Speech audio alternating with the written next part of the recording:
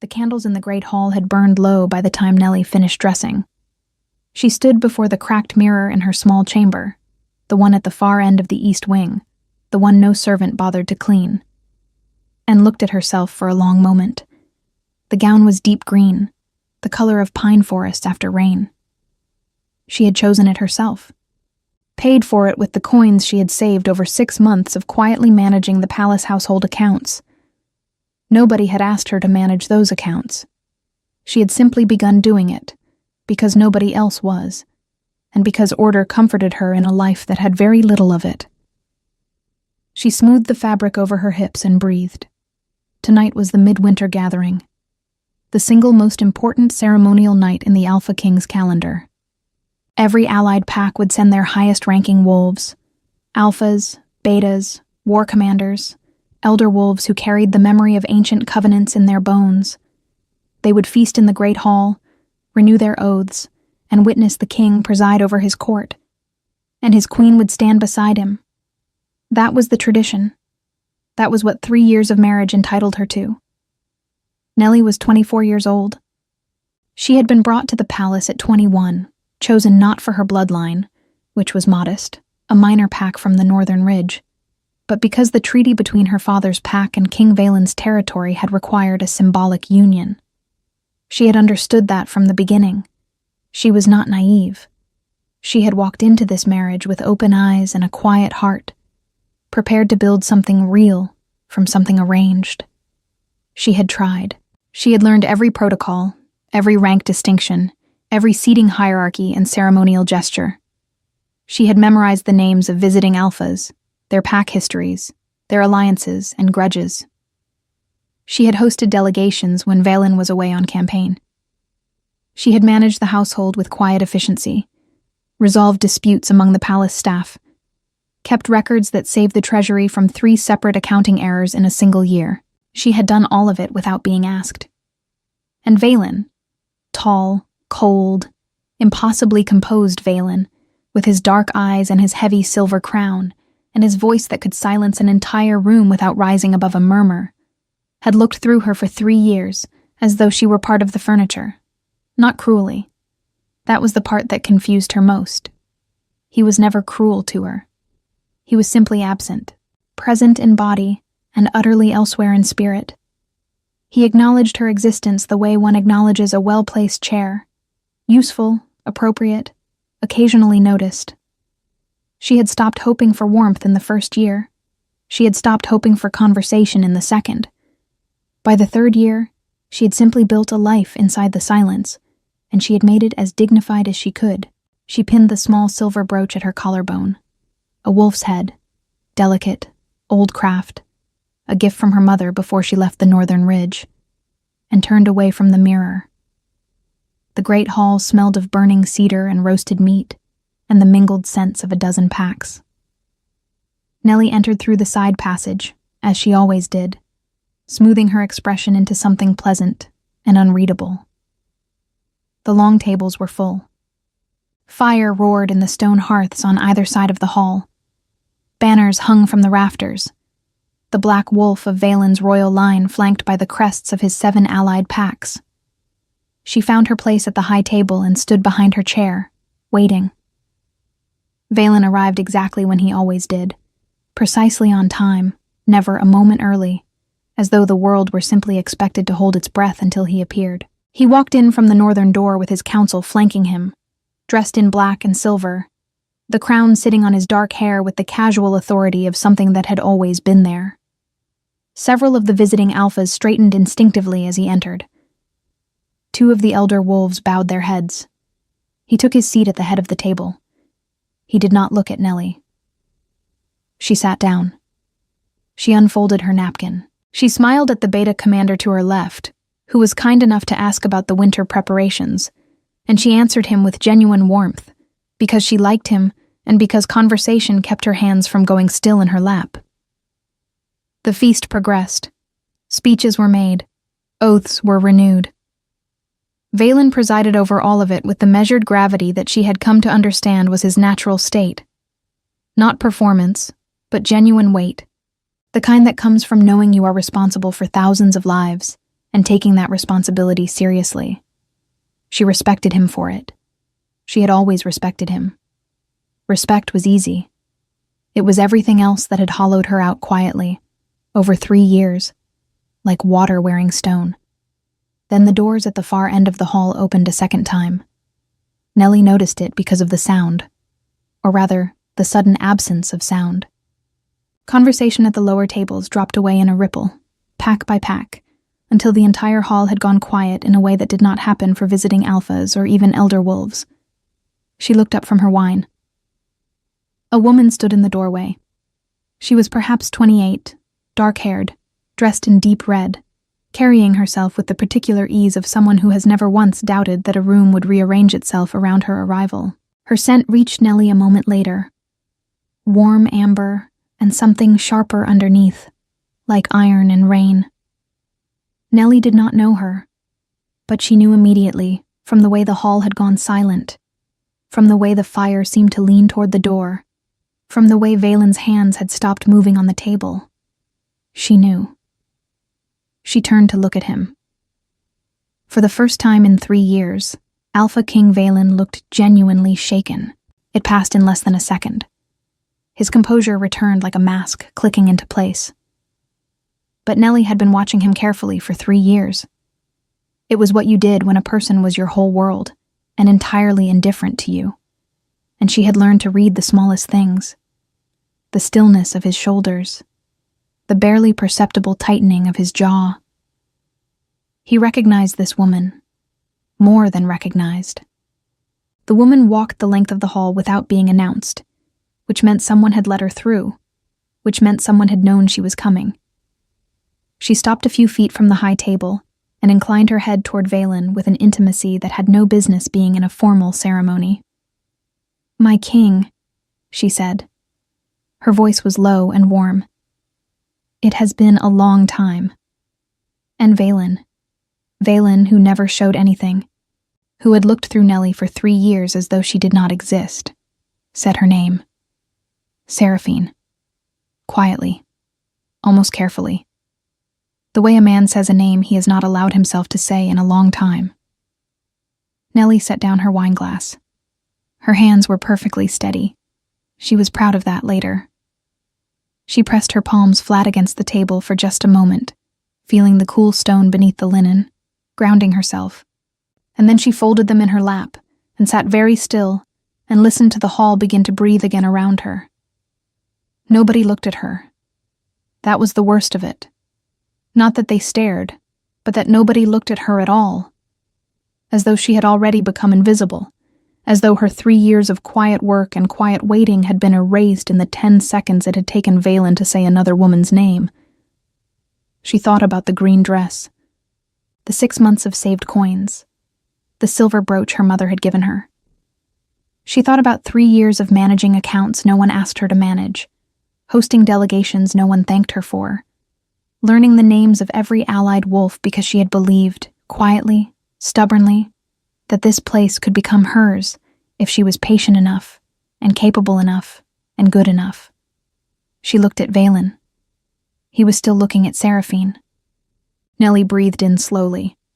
Cedar smoke, roasted meat, the mingled scents of a dozen packs, and under all of it, deep and cold and clarifying, the particular smell of a truth she had been refusing to name for 3 years.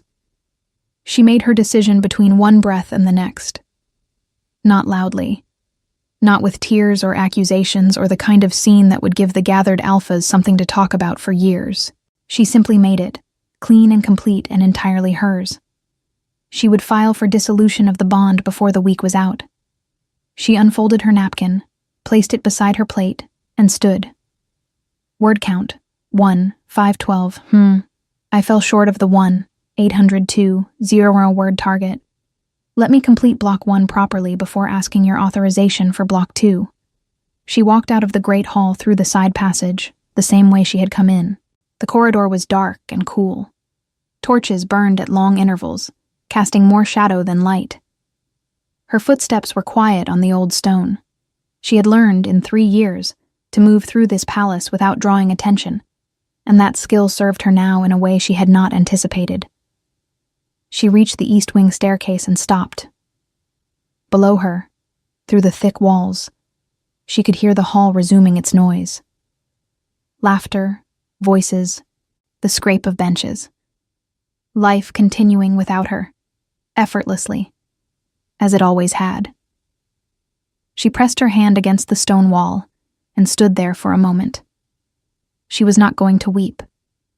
She had done her weeping in the first year, quietly, in this same corridor, when she had finally understood that Valen was not going to learn to see her. She had grieved then what she was only now formally releasing, and there was something almost peaceful about that, the knowledge that the hardest part had already been survived.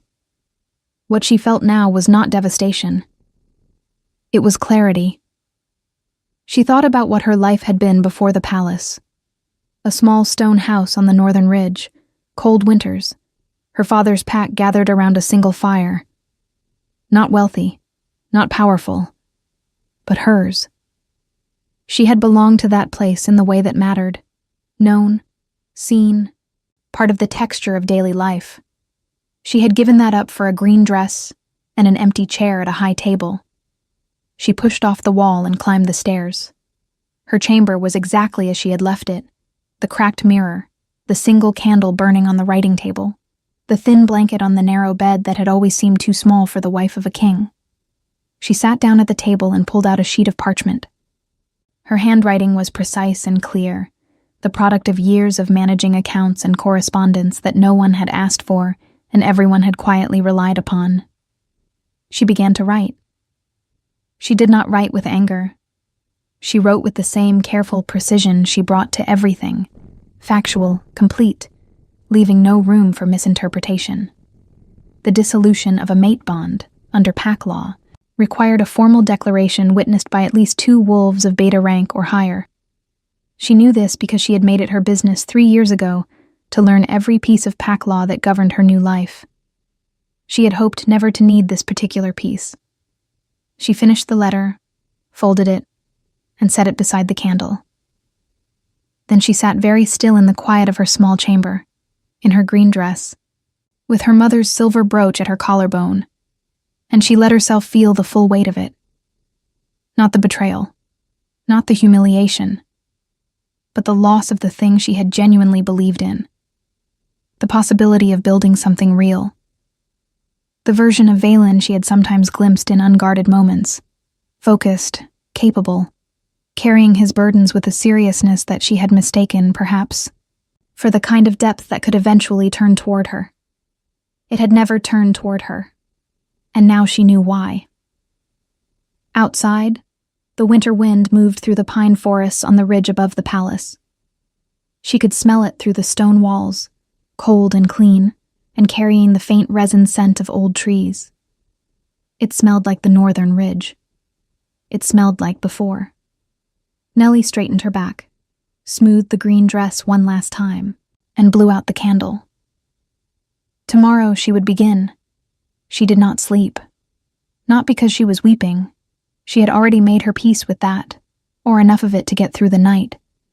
But because her mind moved the way it always did when she had identified a problem. Systematically, without sentiment, mapping every step of what needed to happen next. She would need 2 witnesses of beta rank or higher. She had 3 candidates she trusted, which was more than she had expected when she counted them.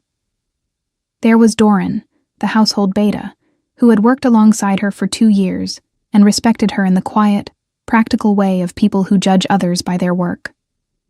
There was Commander Aldrich, who she had hosted twice in Valen's absence, and who had told her plainly that she ran a better delegation than most alphas he had visited. And there was Elder Marin, the oldest wolf in the palace, who had watched Nellie for 3 years, with an expression she had never quite been able to read. She would speak to Doran first. He was the safest choice, loyal to the institution, not to any individual, and principled enough that he would not run to Valen before the ink was dry. She rose before dawn, changed out of the green dress, and folded it carefully. She did not throw it away. It was a well-made dress, and it had cost her 6 months of savings, and she was not going to punish a perfectly good garment for the failures of a man. She hung it in the back of the wardrobe and put on her working clothes, dark wool, practical cut, the kind of clothing she wore when she was managing the household, and did not need to perform queenship for anyone. Then she went to find Doran. He was in the records room, which was where he always was before the rest of the palace woke. A heavy man in his 50s, gray at the temples, with the careful eyes of someone who had spent decades watching powerful people make decisions and had learned exactly how much of his own opinion to show. He looked up when she entered, read her face, set down his quill. "My lady," he said. "I need you to witness a document," she said. She placed the folded parchment on the table between them. "I would like you to read it first." He read it. His expression did not change, which was its own kind of answer. It meant he was not surprised, only sorry. When he finished, he set it down and looked at her for a long moment. "You're certain," he said. It was not a question. "I am. Once it is witnessed and filed, he has the right to contest it within 3 days under pack law." "I know." "He may contest it." She met Doran's eyes steadily. "He may, but I don't think he will." Another silence. Doran picked up his quill, dipped it, and signed his name at the bottom of the document in his careful, precise hand. Then he looked up at her again, and something moved briefly across his face. Not pity, which she would have found unbearable, but something closer to recognition. "For what it is worth," he said quietly, "this palace has run better in the past 3 years than it did in the decade before you arrived." Nellie folded the parchment. "Thank you, Doran." She got her second witness by mid-morning, Elder Marin, who read the document in silence, signed it without comment, and then held Nellie's hand between both of hers for a moment before letting go. The old wolf's hands were dry and very warm. She said nothing. She did not need to. The document was filed with the Pack Records office before the palace had finished its breakfast. Nellie spent the rest of the morning doing what she always did, working. There were preparations still needed for the second day of the midwinter gathering. Seating arrangements for the afternoon council, a dispute between 2 visiting Pack delegations about precedence at the oath table, a kitchen crisis involving a shortage of the specific wine that the elder wolves of the Southern Alliance considered non-negotiable at ceremonial meals. She resolved all 3 with the same efficiency she always brought to these things, because the work still needed doing regardless of what was happening in her personal life, and because, she admitted this to herself without shame, the work was the thing she was best at, and doing it well had always steadied her. She was reviewing the afternoon seating chart when the knock came. It was not Valen. She had half expected it to be Valen, had braced herself for it, in fact, running the conversation in her mind while she worked, preparing for his composure and his measured voice and whatever careful, reasonable explanation he would offer. But the knock was lighter than his, and when she said, "Come in," it was not him. It was Seraphine. The woman looked different in daylight, less theatrical than she had in the firelit hall, but no less certain of herself. She was dressed simply, traveling clothes, her dark hair loose. She looked around Nellie's small chamber with an expression that suggested she had expected something larger, and then she looked at Nellie herself with something more complicated. "You filed this morning," Seraphine said.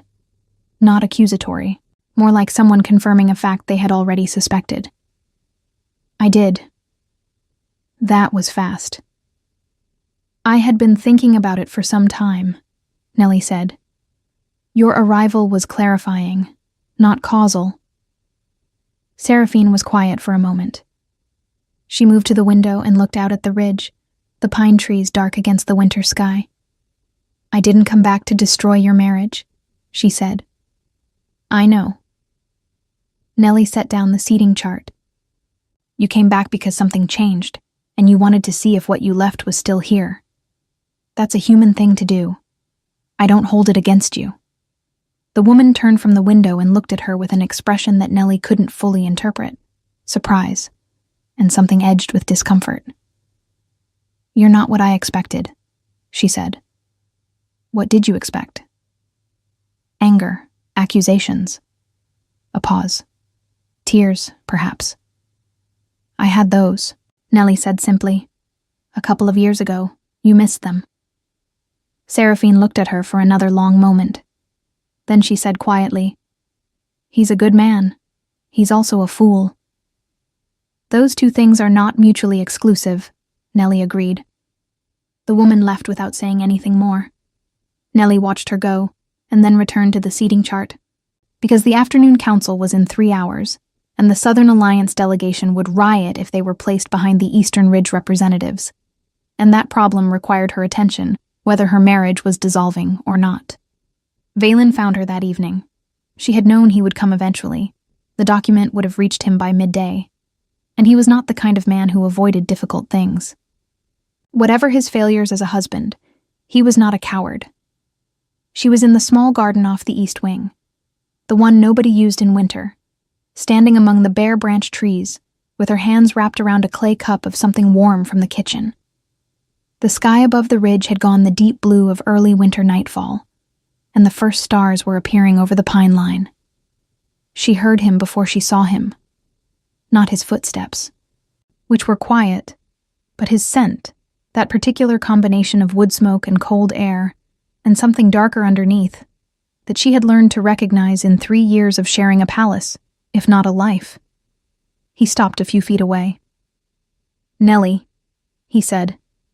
She turned to look at him. He looked, not destroyed, because Valen did not do destroyed, but genuinely unsettled in a way she had only seen once before, when a treaty negotiation had collapsed, and he had stood in the aftermath looking at the pieces, like a man recalculating.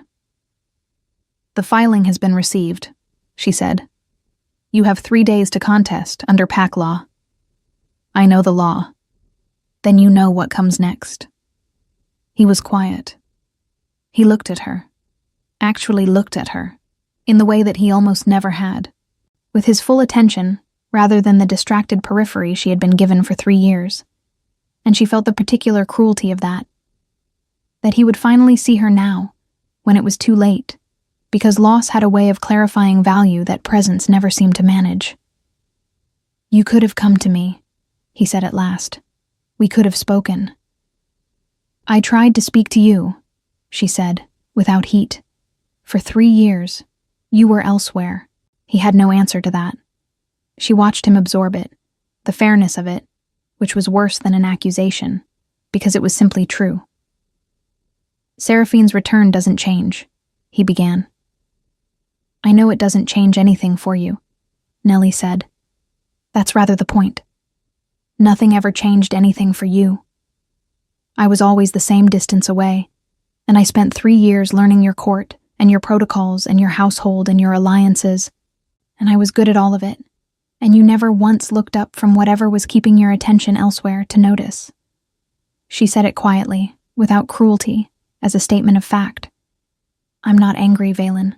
I'm finished. The word landed between them in the cold air. He stood very still.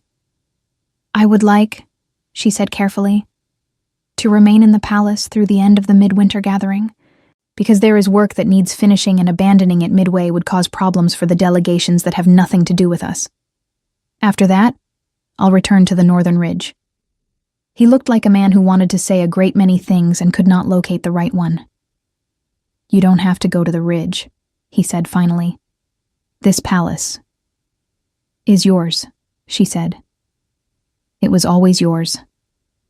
I was just taking care of it. She turned back toward the pine-dark ridge and the rising stars and finished her cup of warm wine, and after a long moment she heard his footsteps on the frozen ground as he walked away. The wind moved through the bare branches above her. Somewhere on the ridge, a wolf called out once, long and low into the winter dark. Nellie closed her eyes, breathed in cold air and pine resin, and stayed very still until the sound faded. The second day of the midwinter gathering moved the way ceremonial days always did, with a kind of heavy, predetermined momentum, each hour locked into the next by tradition and protocol, leaving very little room for the personal disasters happening underneath the surface. Nellie managed it the way she managed everything. She was at the council chamber before anyone else. Had the seating adjusted. The precedence dispute resolved on paper. The Southern Alliance wine sourced from the reserve cellar where she had quietly stockpiled 3 cases 18 months ago, precisely because she had learned that the elder wolves of the Southern Alliance considered it non-negotiable and that someone needed to think ahead. She had placed a small folded card at each seat, indicating rank and pack affiliation in the formal script the elder wolves preferred. She had arranged for warm spiced water to be available alongside the wine, because 2 of the visiting alphas kept to dry traditions, and nobody had ever bothered to accommodate that before her first gathering. She did all of it, and then stood at the edge of the room while the delegations filed in and found their places without confusion or incident, and she watched the smooth machinery of it, with the quiet satisfaction of someone who knows they are genuinely good at something, regardless of whether anyone notices. Elder Morin noticed. The old wolf found her at the edge of the room, stood beside her for a moment, and said nothing. Then she said, "The Southern Alliance beta asked me this morning who arranged the wine. What did you tell him?" "The truth." Marin's eyes moved across the filling room. He seemed surprised there was someone to thank. Nellie said nothing. "There will be people who try to use the dissolution against you," Marin said, her voice dropping. "Visiting alphas who see an opportunity in the transition. You should be careful in these last days." "I know. You have more allies here than you think." Nellie looked at the old wolf. Morin's expression was composed, but her eyes were direct and serious in the way of someone delivering information rather than comfort. "Doran has been speaking to people," Morin continued. "Quietly. The way he does things. He doesn't need to do that. He knows. He's doing it anyway." A pause. "So am I."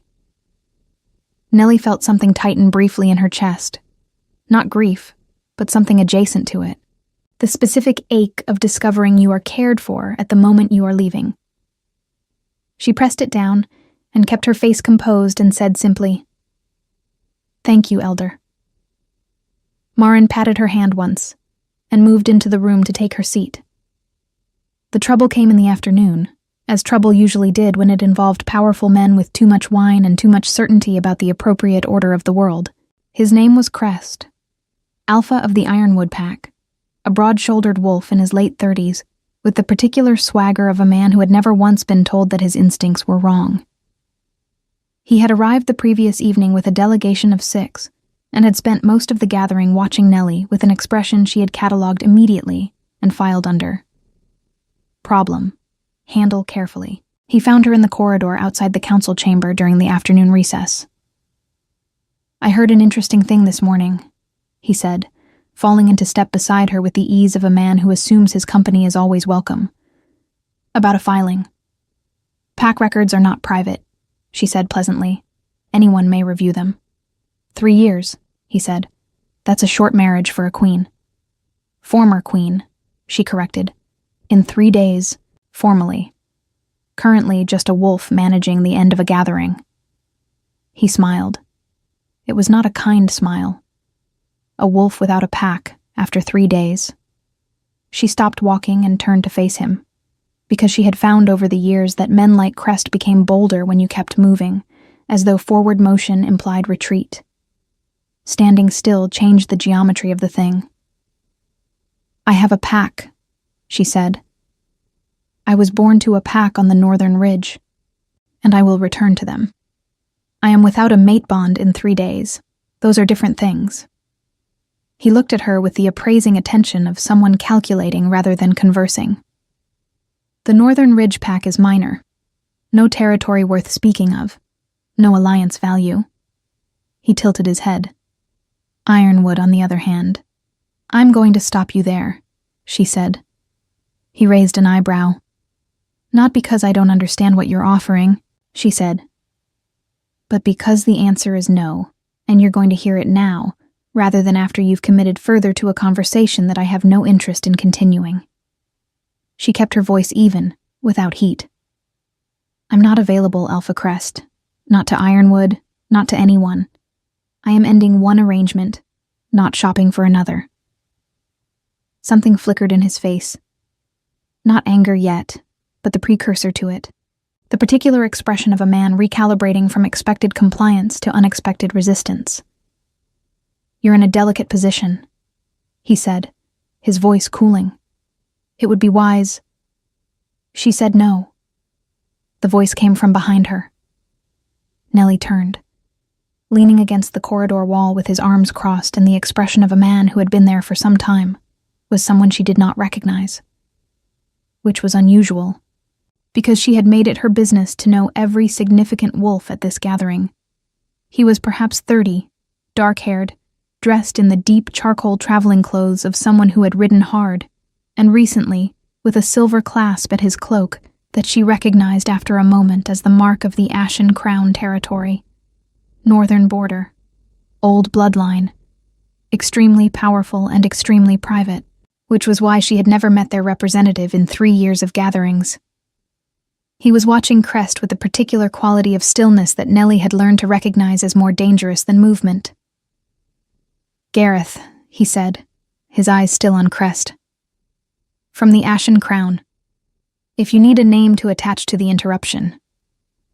Crest straightened. His jaw tightened.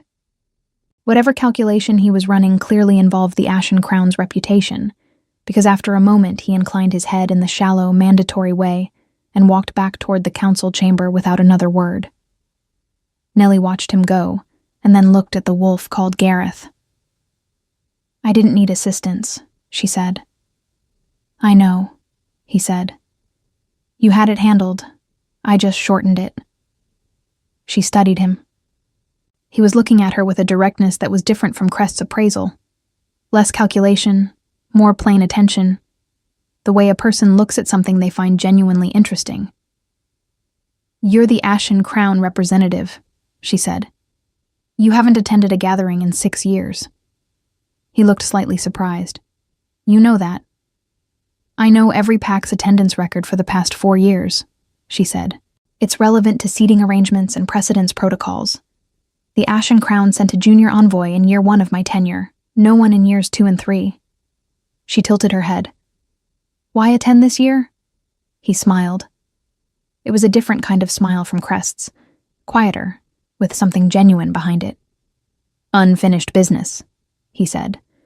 Then, before she could ask what that meant, "The Southern Alliance Beta is looking for you.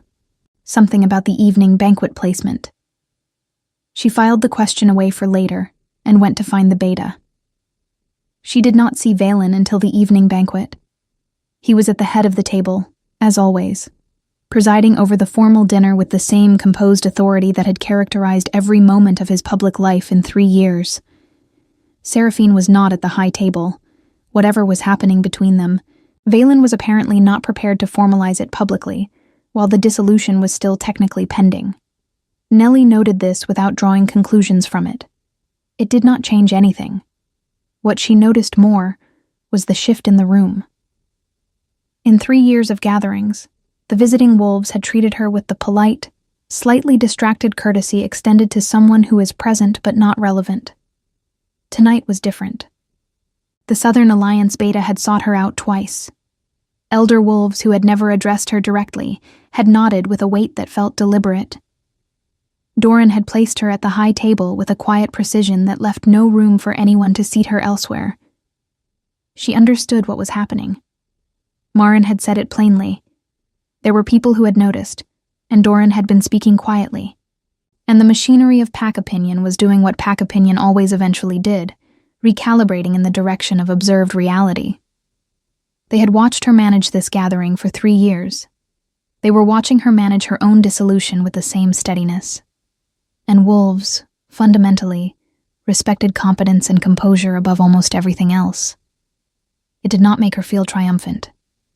It made her feel tired. And then, beneath the tiredness, something she was careful about identifying too quickly. Something that might, given enough time and distance, become the beginning of being all right.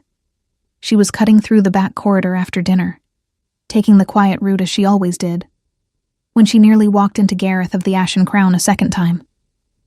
He was carrying 2 cups and looked entirely unsurprised to see her. The kitchen ran out of the Southern Alliance wine. he said, extending one of the cups. I found something better. From the Ridge Reserves, apparently. She looked at the cup, then at him. You went to the Ridge Reserves. Someone told me that's where the good wine lives. I went to check if it was true. Who told you that? Doran. He said it without apology. He also told me several other things, but he told me those because he wanted me to know them, and I'm not going to pretend otherwise. She accepted the cup. The wine was good. She knew it would be. She had selected it herself 2 years ago, and tucked it away for exactly this kind of occasion. What do you want? She asked, not hostile, simply direct. He considered the question with more seriousness than she expected. To introduce myself properly, he said, before you leave at the end of the gathering and I lose the chance. He met her eyes. The Ashen Crown has been watching this palace for 3 years, watching the accounts stabilize and the delegations run smoothly and the alliances hold. We wondered who was doing that. A pause. We know now. She looked at him in the torchlight. This quiet, direct man from the northern border who had interrupted Crest without drama and found the good wine and was standing in a back corridor telling her plainly that he had noticed her work. She took a slow breath. I'm leaving in 2 days, she said. I know, he said. I have a proposal that might interest you, not the kind Crest was suggesting, he added, and something in his expression made it clear he found Crest's approach about as impressive as she had. A different kind, a professional one. Tell me, she said. He did. The Ashen Crown, Gareth explained, had a problem. It was not the kind of problem that announced itself loudly. No war at the borders, no failed harvest, no fractured alliance requiring immediate military response. It was quieter than that. And in his experience, quiet problems were the ones that eventually brought everything down. The Crown's territory managed 7 sub-packs across the northern border. Each had its own alpha, its own internal hierarchy, its own particular pride and history. For generations, a central council had kept those 7 packs coordinated, shared resources in hard winters, unified defense protocols, rotating diplomatic obligations. It had worked for a long time.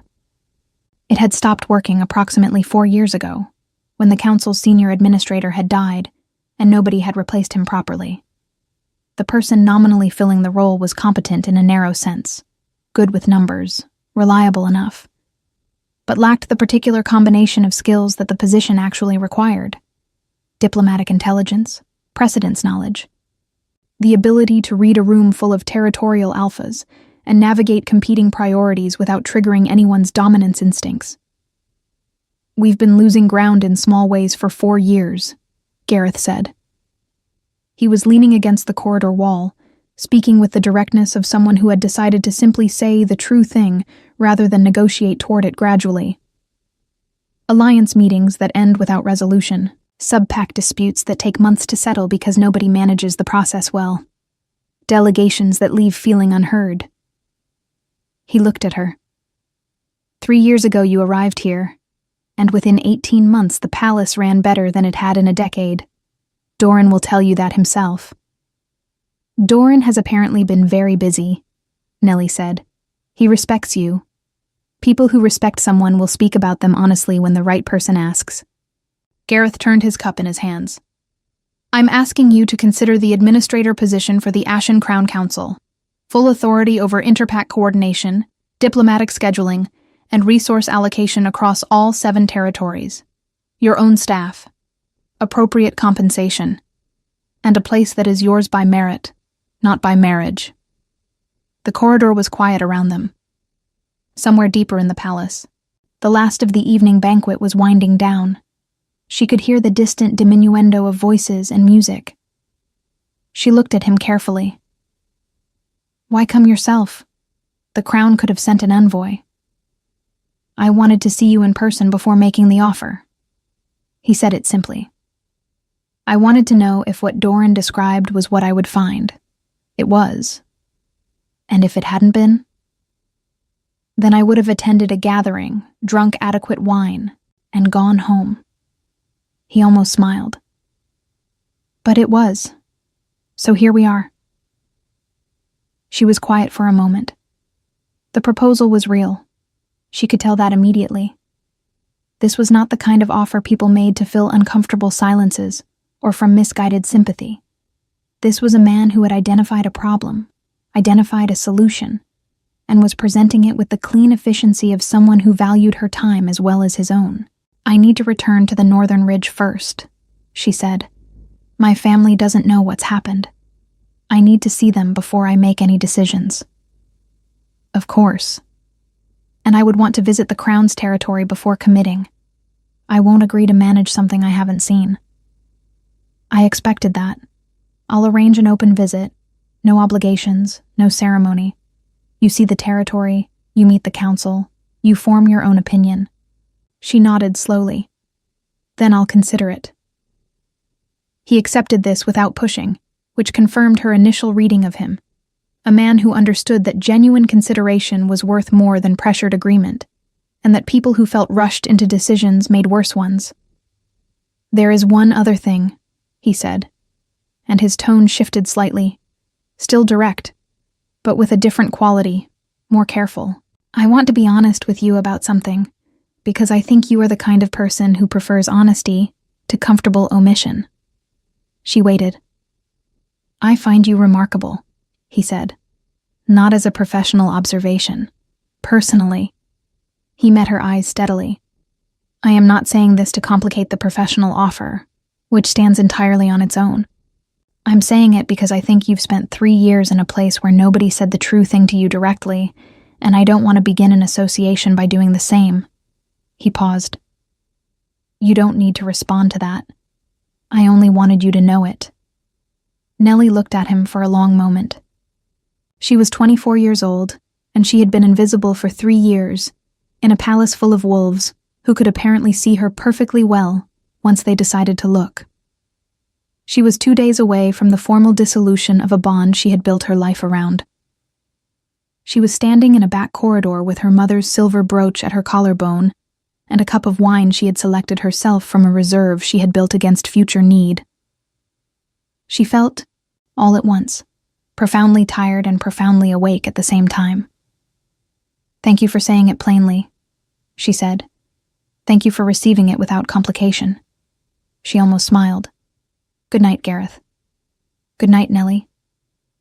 She walked back to the east wing and sat down on the edge of her narrow bed and pressed her palms flat against her knees and breathed. The third day.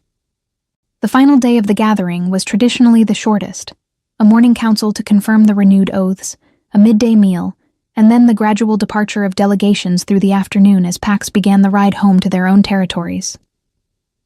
Nellie spent the morning in her usual way. By the time the last oath had been confirmed and the midday meal was laid, she had already begun the quiet work of closing out the gathering records, tallying the resource allocations, documenting the renewed alliances, filing the precedence decisions for future reference, so that whoever managed the next gathering would have a complete account to work from. She did this last part with a particular care that she recognized as her own particular form of feeling. She was preparing the palace for her absence. She was making sure that whoever came after her, whatever administrator or beta, or eventually, perhaps another queen, would find the systems intact, the records clear, the protocols documented. She was not going to leave chaos behind her. She was not going to make the palace pay for what had been done to her. She finished the last file, straightened the stack of parchment, and looked around the small records room. Then she went to find Valen. He was in his private study, which she had entered perhaps a dozen times in 3 years. He was at his desk, but he was not working. He was sitting very still, with his hands flat on the wood, looking at the wall, which was not something she had ever seen him do. He stood when she came in. The records are complete, she said. The gathering accounts, the alliance documentation, the precedence files. Everything is organized and labeled. Doran knows where each file is stored. Valen looked at her. Something moved in his expression that she had no name for. You did the closing records. Someone had to. Nellie, "I also wanted to tell you in person," she said, "that I am leaving tomorrow morning. Early. I would prefer a quiet departure. No ceremony, no escort beyond the gate. I'll take the northern road." He was quiet. He looked like a man who had been running a single calculation for 3 days and kept arriving at the same answer, which was the wrong one, but the only one available. "I made a mistake," he said. The words came out with the particular weight of something that had cost him something to say. "A significant one. I know that." "Yes," she said. "I don't know if I can—" He stopped, reorganized. "I am not certain what I feel for Seraphine now. I thought I was. I am less certain than I was 3 days ago." "I know," she said. "That uncertainty is yours to resolve. It has nothing to do with me. It has everything." "No," she said, gently but completely. "It doesn't. My leaving is not about Seraphine. It is about 3 years of being present in a marriage where I was the only one who was present. Even if she had never returned, Valen, even if nothing had happened, I had already understood what this was. She simply made it impossible to keep waiting for something that was never going to come." He absorbed this. She watched him do it, watched him take the truth of it without deflecting, which was one of the things she had always respected about him. He did not make excuses when confronted with accurate assessments. It had simply never occurred to him to apply that same honesty to her. "You deserved more than I gave you," he said. "Yes," she agreed. "I did." He looked at her with an expression she had never seen on his face before. Open, stripped of the composed authority that was usually as much a part of him as the crown. For a moment she saw something that might, in another life, in a different 3 years, have become what she had hoped for. But it was here only now, when she was already gone in every way that mattered. "Is there anything I can do," he asked, "for your departure, for after?" She considered this. "One thing," she said. "The kitchen staff. There are 3 people who have worked without adequate acknowledgement for the entire time I have been here. I left their names with Doran. I would ask that you look at them." He stared at her for a moment. "You're leaving, and you're asking me to look after the kitchen staff." "Someone should have been looking after them for years," she said simply. Something crossed his face that was almost, briefly, a smile, but it was the saddest kind. "I'll see to it," he said. She nodded. She turned to go. At the door she paused, not because she had forgotten anything, but because it was the last time she would stand in this room, and some things deserved a single moment of acknowledgement. "I hope you find clarity," she said. Genuinely. Then she walked out. That evening, Gareth found her in the small winter garden one last time. He did not say very much. He stood beside her among the bare-branched trees while the stars came out over the ridge, and he told her that the Ashen Crown's gates would be open to her when she was ready, no timeline required. She told him she would send word from the northern ridge within the month.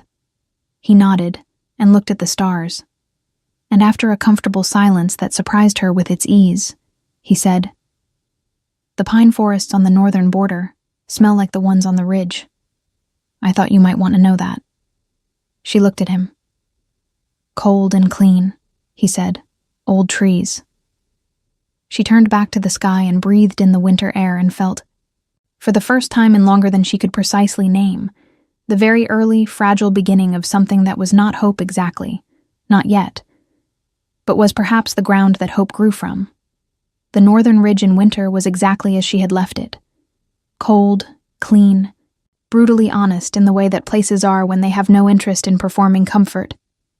Just pine trees and frozen ground and air so sharp it made your eyes water if you rode into the wind. Nellie had ridden the entire journey alone, which she had insisted upon, and which had caused the gate guards considerable consternation. But she had been managing her own movements through difficult terrain since she was 12 years old, and she did not require an escort to find her way home. She arrived at her father's house at mid-morning on the second day. Her sister Bess was the one who saw her first. Bess, who was 22 and had her mother's eyes and a directness that had always made her Nellie's favorite person to talk to. Because Bess had never once in her life said the comfortable thing when the true thing was available. She came out of the house before Nellie had even dismounted, took one look at her face, and said, "How bad?" "Not bad," Nellie said. "Finished." Bess took the horse's reins without being asked. "Come inside. There's food." Their father was quieter about it. He sat across the table from her while she ate, and he listened to the whole of it without interrupting. And when she was done, he was quiet for a long moment, and then he said, "You always managed that place better than it deserved." "I managed it as well as it needed," she said. "That's different." He looked at her with the particular expression of a parent watching a child demonstrate that they have become, without anyone quite noticing, someone formidable. "What will you do now?" She told him about the ashen crown. He listened to that too.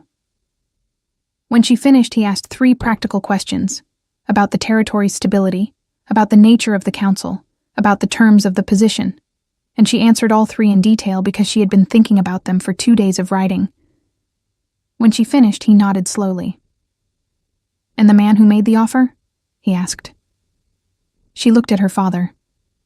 He was watching her with the careful attention of someone who knew her well enough to ask that question and mean something specific by it. "Honest," she said, "direct.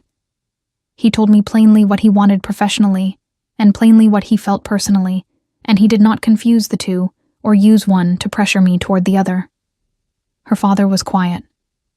"That's rarer than it should be," he said finally. "Yes," she said, "it is." She stayed on the ridge for 3 weeks. She slept long and woke slowly, and walked the pine forest every morning until the cold cleared everything out and left her clean. She helped with the pack's winter preparations, the food stores, the equipment checks, the small disputes and logistical problems that were the texture of daily pack life. She was good at all of it, and it was satisfying in a way that the palace work had never quite been, because here the people she helped knew her name and said thank you, and meant it. Bess walked with her most mornings. "Tell me about him again," Bess said one morning, about 10 days in. They were deep in the pine trees, frost crunching under their boots, their breath visible in the cold air. "I've told you twice. Tell me a 3rd time. You leave things out the first 2 times." Nellie walked for a moment in silence. "He's from the northern border. Old bloodline. He runs the crown's territory with the same seriousness that Valen runs his, but differently, less formal, more direct. He asked questions and actually waited for the answers." She paused. "He found the good wine." Bess looked at her sideways. "You're going to have to explain why that's significant. I hid a reserve of the best wine in the palace cellar 2 years ago because I knew we'd need it eventually, and nobody else was thinking ahead. He found it within hours of arriving and sought me out to tell me it was excellent." She looked at the trees. He noticed the work. Bess was quiet for a moment. Then, "That's it. That's the thing, isn't it?" "Yes," Nellie said. "That's the thing." The letter from Valen arrived on the 18th day. It was brief. He had always been a man of few written words, precise and undecorated. He wrote that the dissolution had been formally completed on the 3rd day, as scheduled, and that the palace records reflected her contributions accurately. He had seen to that personally. He wrote that the 3 kitchen staff members she had named had been acknowledged and their positions upgraded. He wrote that Seraphine had left the palace on the 4th day, and he did not know if she would return. He wrote at the end in the same plain hand, "I have been thinking about what you said, that the problem was not her return, but my absence. I believe you were right. I do not write this to ask for anything, only to tell you that I heard it." Nellie read the letter twice. Then she folded it carefully and put it away, not because it meant nothing, but because it meant exactly as much as it should. An honest accounting from a man who had finally looked up too late, and had the integrity to acknowledge it, without asking her to carry the weight of his regret. She did not write back. Some things were complete, and completeness deserved to be respected. She sent word to the Ashen Crown on the 20th day. Gareth's response arrived in 3 days, which given the distance suggested he had been watching for it, though she appreciated that he had not said so. The letter confirmed the open visit. 7 days hence, no ceremony, no obligation. He would meet her at the border himself. Bess helped her pack. "You're nervous," Bess observed, folding a wool tunic with the efficiency of someone who had grown up sharing a small space and learned to be useful. "I'm cautious," Nellie corrected. "Those are the same thing when you do it." Nellie looked at her sister. Bess was grinning, which was infuriating because it was also accurate. "I don't know what it will be," Nellie said. "The position, or anything else. I don't know yet." "You don't have to know." Bess handed her the folded tunic. "You just have to go look." Gareth met her at the northern border on a gray morning with snow threatening on the horizon, and the pine forest stretching away on either side of the road in both directions. He was on horseback, alone, which she had not expected. She had assumed at least a small escort, some display of the crown's status. He was dressed practically in traveling clothes, his silver clasp the only mark of rank. He said, "You came." "I said I would," she said. "People say things," he said. "You did the thing." She almost smiled. He turned his horse and they rode together into the Ashen Crown territory without ceremony, which suited her exactly. The territory was everything he had described and several things he had not. It was large, larger than she had visualized from maps and records, the kind of scale that only becomes real when you are moving through it on horseback, watching the landscape change from dense pine forest to open valley to the rocky high ground of the border ridges. The 7 subpacks were spread across this geography in a pattern that made immediate practical sense to her. She could see within hours how the coordination between them had worked and why it had frayed, which access routes were critical, which resource dependencies crossed pack boundaries in ways that required careful management. The council she met on the 2nd day. 7 alphas, varying in age and temperament, unified primarily by their shared frustration with 4 years of administrative drift. They were not hostile to her. Gareth had prepared the ground well.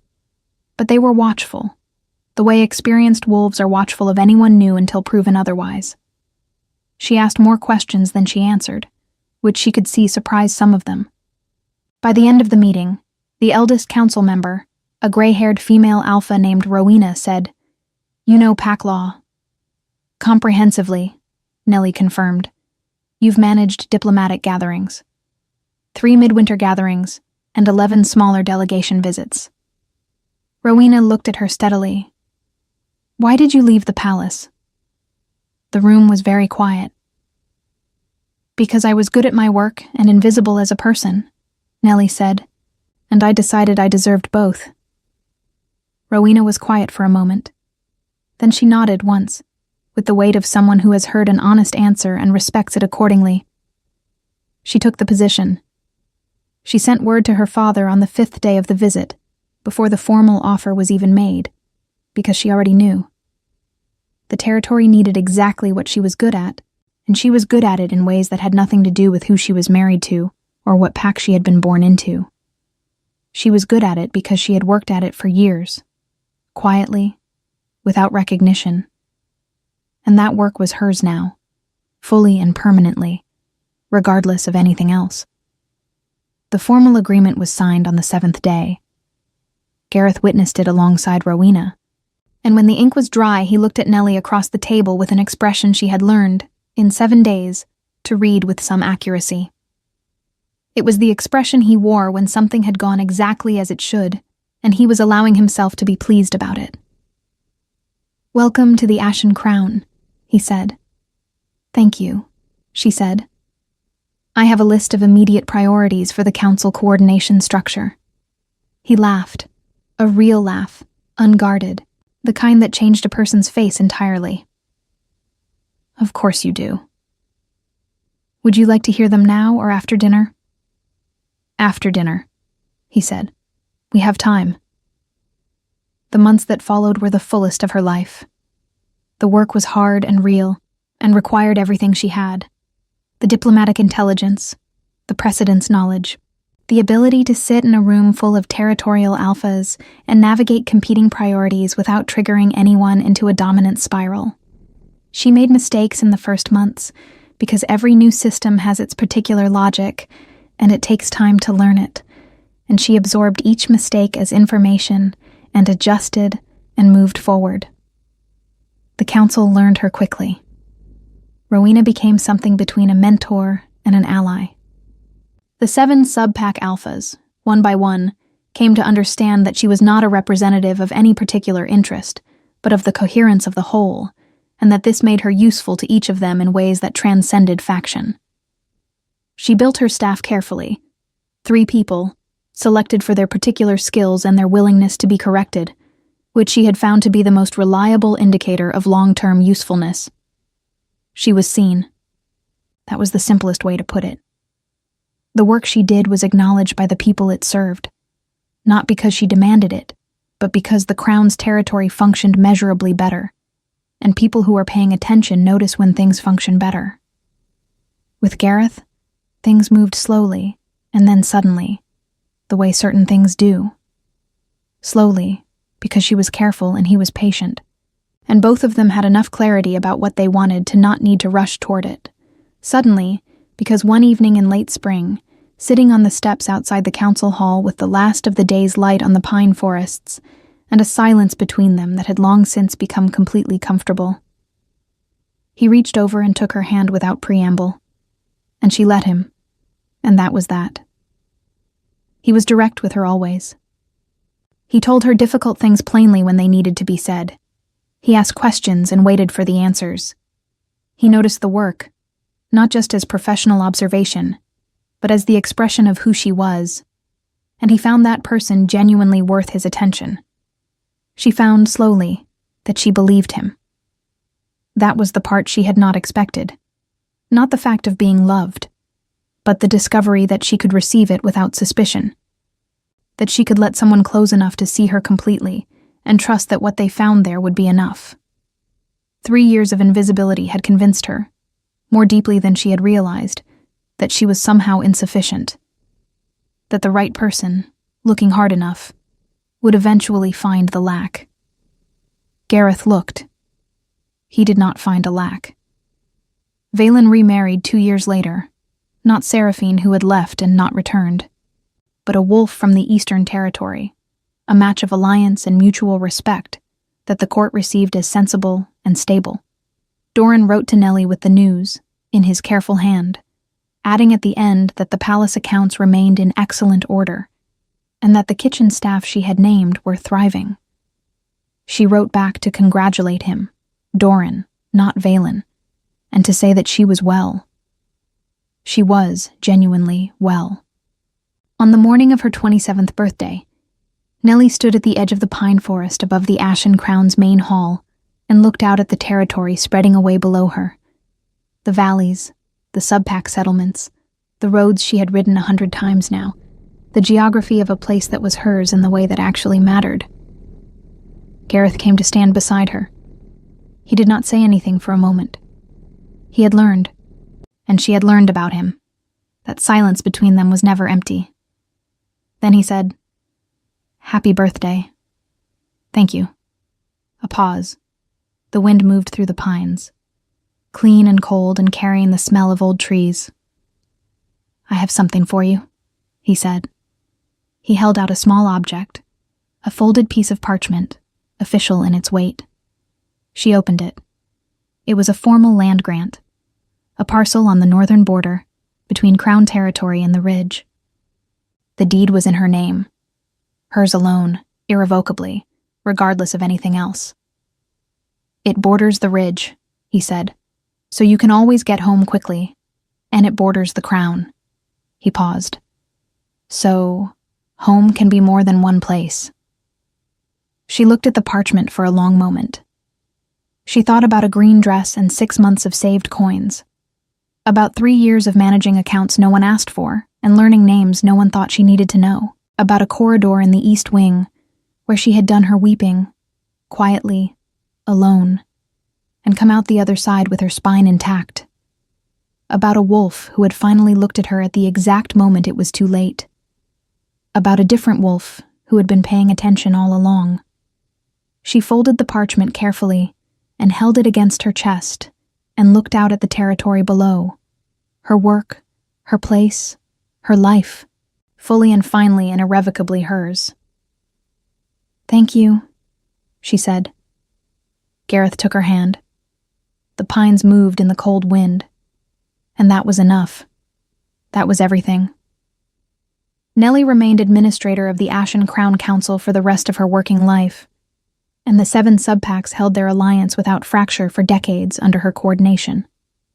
Gareth led the Crown's territory beside her, and the land grant on the northern border became, in time, the house they built together, close enough to the ridge that her father and Bess could visit easily, which they did, often.